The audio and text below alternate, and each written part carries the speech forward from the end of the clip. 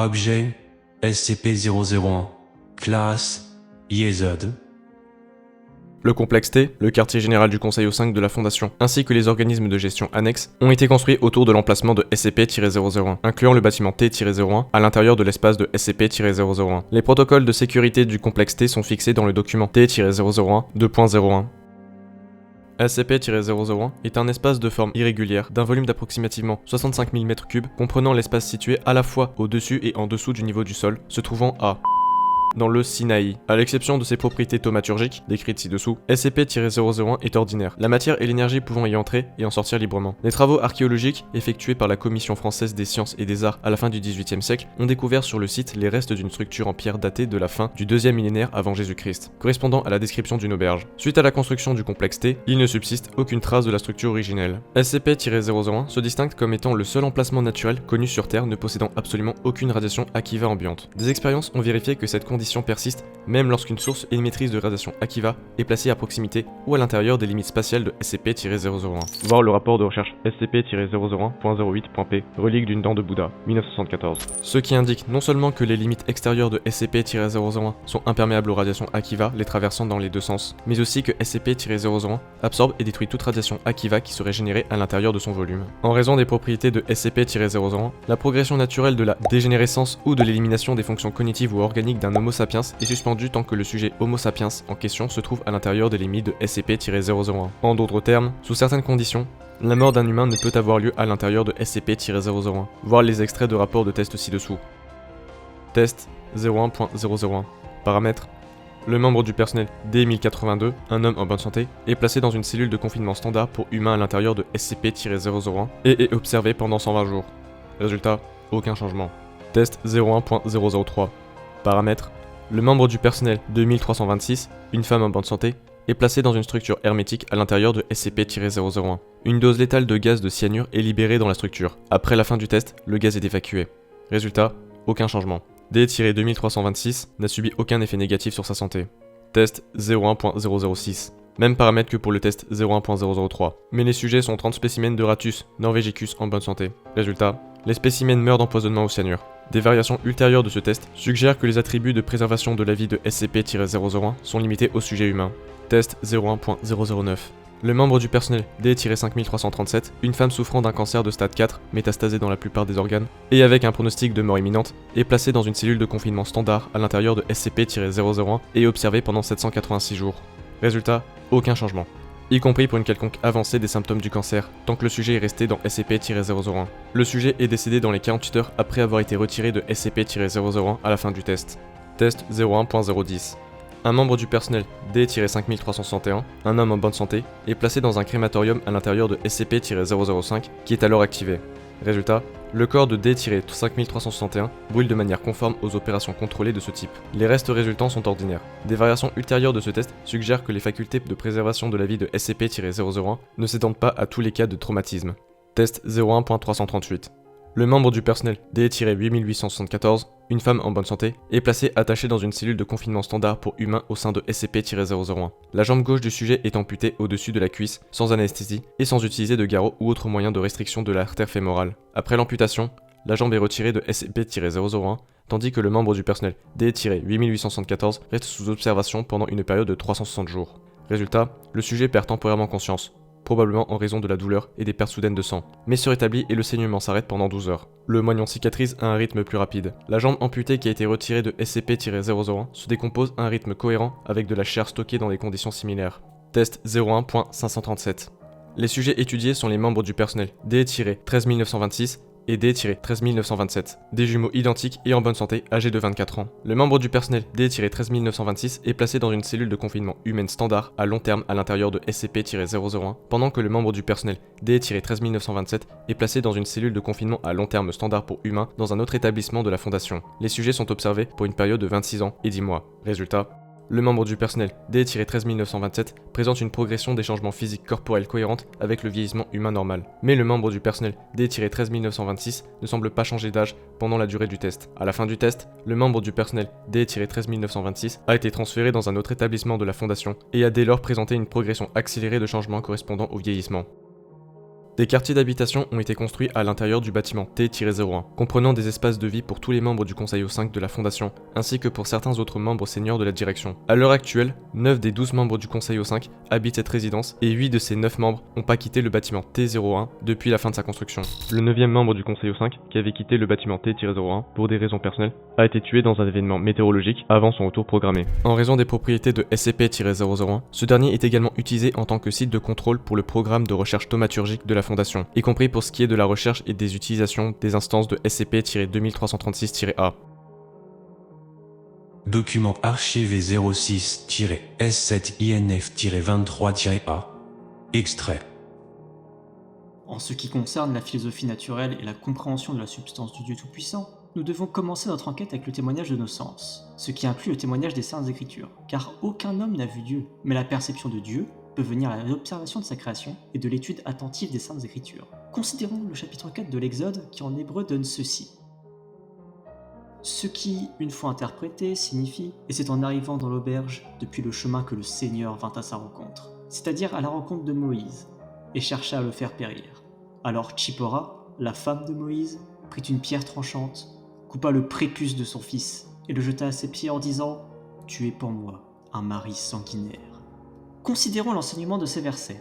Beaucoup d'érudits lettrés concentrent leur attention sur le second de ces versets, dans lequel Tshipora, la femme de Moïse, accomplit le rite de la circoncision et ainsi sauve son époux, ou de la colère du Dieu Tout-Puissant. C'est ici, disent les érudits, que réside le principe comme quoi personne, pas même le prophète de Dieu, n'est exempt des lois de son alliance. Mais considérons le premier de ces versets, qui est si peu compris. Le Dieu Tout-Puissant, ayant formé le projet de tuer Moïse, tente de le faire et échoue.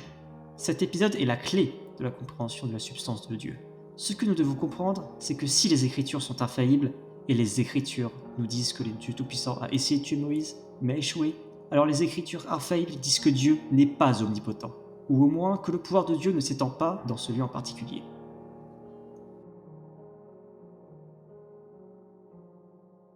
L'appareil thermométrique récemment inventé a permis à notre ordre de vérifier ce que nous suspectons depuis longtemps, à savoir que la grâce divine, ou comme certains de nos confrères préfèrent l'appeler, la force thaumaturgique, était le phénomène d'une substance réelle et mesurable.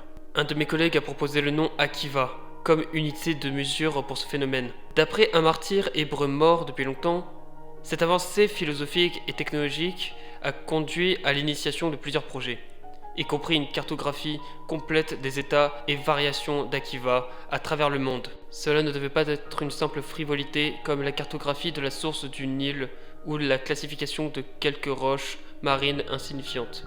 La carte tomographique serait plutôt un outil inestimable pour permettre à notre ordre d'exploiter les pouvoirs de la grâce divine.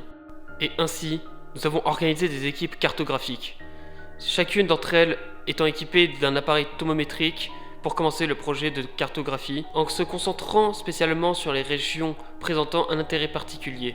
Dans un coin précis en Terre Sainte, Napoléon Bonaparte nous montrait le chemin. Comme vous le savez, la campagne de Napoléon en Égypte de 1798 était accompagnée par la Commission des sciences et des arts, qui effectuait une étude compréhensible de ce pays.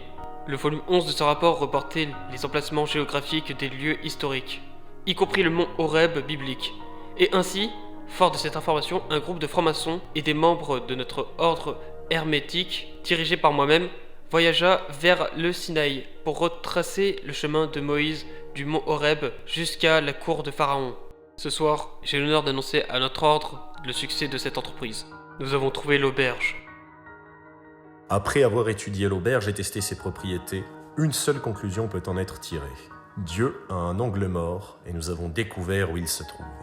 Les propriétés de l'auberge présentent un certain nombre d'opportunités d'ingénierie thermométrique au-delà du simple fait d'échapper à l'ange de la mort. Nous savons désormais que le niveau ambiant de radiation Akiva dans l'auberge reste à 0, peu importe ce qui se passe à l'intérieur. En conséquence, comme il s'agit de l'angle mort de Dieu, il ne peut y avoir aucune conséquence théologique aux actions commises à l'intérieur de ses limites. Bien que je ne sois pas physicien, notre collègue Nicolas me l'a décrit comme étant fondamentalement une cage de Faraday pour le péché. La pertinence d'un tel emplacement comme quartier général de l'organe de décision central de notre nouvel ordre semble donc évidente.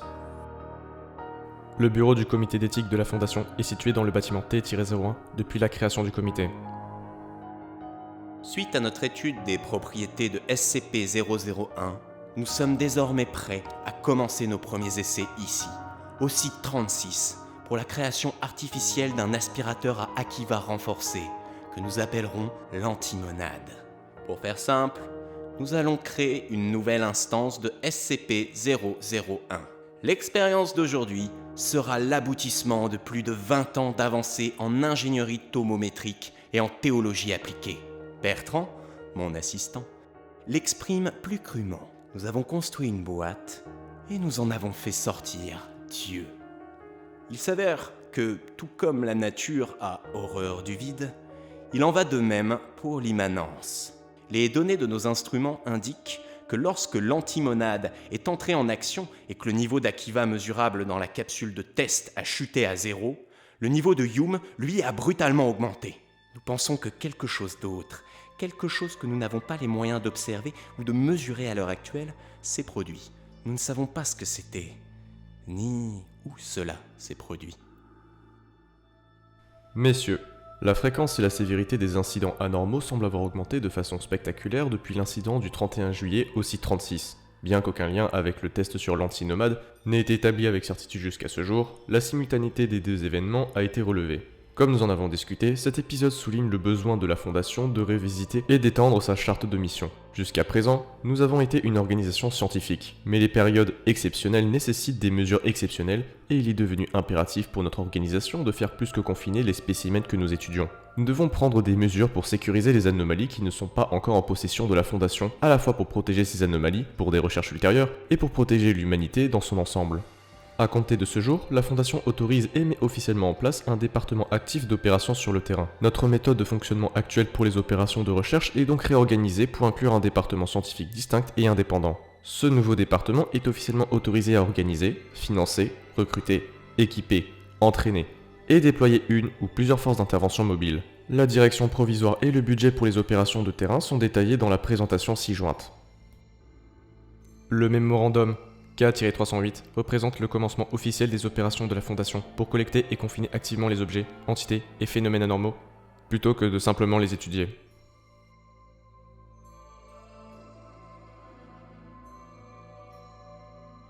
Je pense que nous sommes parvenus à un accord, avec le co-contractant. La raison d'être de ce mémorandum est de rappeler les principaux points d'entente. Comme nous en avons discuté, l'accord officiel sera présenté sous la forme d'un contrat. Les opérations de la Fondation au complexe T ont été pendant quelque temps un point sensible vis-à-vis de nos relations avec le co-contractant. Des faits récents, trop volumineux, pour être mentionnés ici, ont incité les cadres supérieurs à la Fondation de se rapprocher avec le co-contractant, afin de faciliter les recherches sur les efforts de confinement en cours, pour éviter la précipitation d'une catastrophe théoscatologique, et maintenir l'efficacité de certains protocoles de la Fondation, tels que le système de confinement SCP-1844. Sous la direction des cadres supérieurs, mon bureau a engagé des négociations avec le contractant. Les points énumérés ci-dessous représentent l'issue des négociations. Aucune personne physique ne peut rester dans le complexe T pour une période continue de plus de 120 ans. Cette limite s'applique aux membres du Conseil 05, aux autres membres de la direction de la Fondation ainsi qu'aux membres du personnel, aux sujets de tests et autres. La Fondation a prévu de renforcer cette limitation. Les procès-verbaux des procédures de comité doivent être communiqués aux co-contractants au moins une fois par an. Le co-contractant ne peut frapper, abattre ou provoquer aucun des membres du personnel de la Fondation mentionné dans le document A, comme convenu suite au consentement progressif des deux parties, sans une notice écrite au moins 90 jours à l'avance et une opportunité de réparer les transgressions. Il est toutefois prévu que cette clause ne serait pas à appliquer en cas de problème d'applicabilité générale. Ni la Fondation, ni aucun de ses membres du personnel de niveau exécutif ne devront révérer ou rendre un compte à une quelconque entité divine, autre que le co-contractant. Car moi, le Seigneur, suis un Dieu jaloux.